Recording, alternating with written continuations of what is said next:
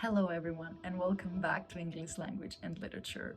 We're here today to discuss a film that will make us think, feel, and maybe cry a little bit. It definitely made me cry a little bit. So, without further ado, let's discuss a personal favorite of mine, Guillermo del Toro's The Shape of Water. In my opinion, this movie is a fairy tale at heart, an unconventional love story for my fellow hopeless romantics out there that are not weirded out by a love story between a human being and an aquatic, mysterious, somewhat attractive creature.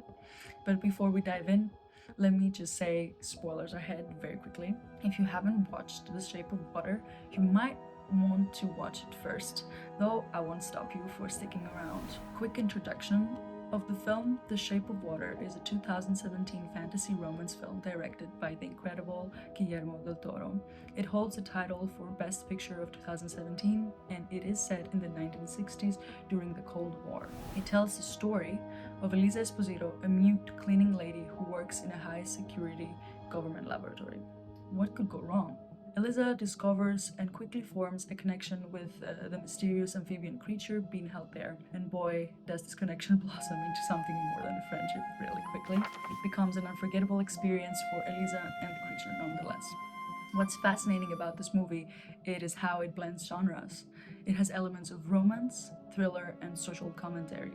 Guillermo del Toro has a knack for turning the unconventional into the extraordinary. And I have to say, part of what makes this movie so captivating is the visual aesthetics. As a true Guillermo del Toro movie, the visuals are stunning. The entire film has this aquatic color palette. Greens, blues, and teals dominate every frame. It's like you're submerged underwater even when you're on dry land. And the production design, it's incredible. The laboratory feels cold and almost clinical, in contrast with Elisa's apartment that is warm-paleted and cozy, like the perfect contrast. Something that we need to talk about is the creature's prosthetic work, because it's a work of art. The creature that is played by Doug Jones is beautifully detailed, blending humanity and its otherworldliness. It's not just a monster, it's a character you empathize with. Del Toro and his team made sure that you could see this creature as a lovable alien. We need to obviously touch upon the performances, and Sally Hawkins as Eliza is just breathtaking. Although she doesn't say a single word in the movie, her expressions, her body language convey more emotion than most of the verbal performances I've seen. Hawkins' performance is magical. You can really feel Elisa's loneliness and her longing for the creature, her courage to go against all odds. And there's Michael Shannon as the villain. Always, we love a good villain, and Michael Shannon sure as heck knows how to play one. He's intense, menacing, and frankly terrifying. He's perfect foil to Eliza's quiet resilience. And last but not least, Richard Jenkins as Giles, Eliza's neighbor and friend, adds so much heart to the film with his subplot. His subplot being about a struggling artist facing discrimination is subtle but yet impactful for the film. Octavia Spencer as Zelda. Oh my god, Eliza's colleague is another highlight. I love Octavia Spencer because she brings humor and warmth while also being the voice of reason as the friend of Eliza. She completely steals the show for me during her scenes. Beyond the performances, The Shape of Water is a deeply symbolic film. It's about the experience and the reaction of people towards the other. Every main character, Eliza, Giles, Zelda, and the creature, is an outsider in some ways.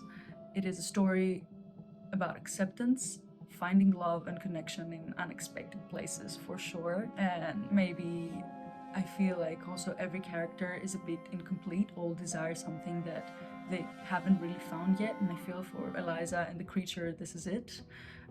Eliza finds a person, well, to put it delicately, a creature that doesn't see her as a mute person, because when they meet, they just learn to communicate. They don't really know, like for them, they see each other as a whole. So I feel like this is really beautiful. And let's not forget the fear of the unknown that Strickland represents and how he deals with his hostile feelings for the creature. There's also, like, throughout the movie, a timeless fairy tale quality, like Beauty and the Beast, Eliza is the kind and well-composed princess, while the creature is the misunderstood beast with heart of gold.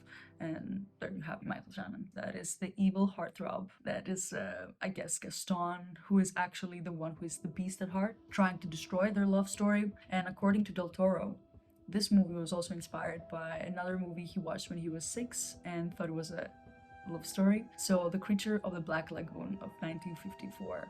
I could definitely see maybe the inspiration for the creature there, yeah. But Shape of Water nonetheless. It's told in a way that feels authentic and a story of its own and extremely relevant nowadays.